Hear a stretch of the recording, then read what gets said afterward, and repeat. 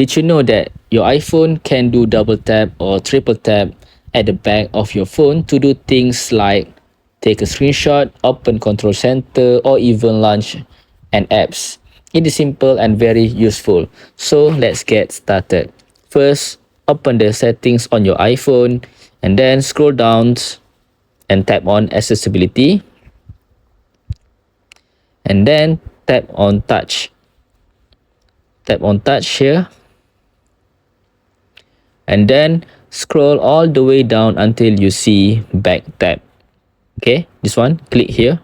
Now you will see two options, double tap and triple tap. So tap one of them. Here you can choose what action you want to happen. For example, you can set double tap to take a screenshot. Okay, click screenshot here. So after you choose an action, just go back and that's it, it's now active.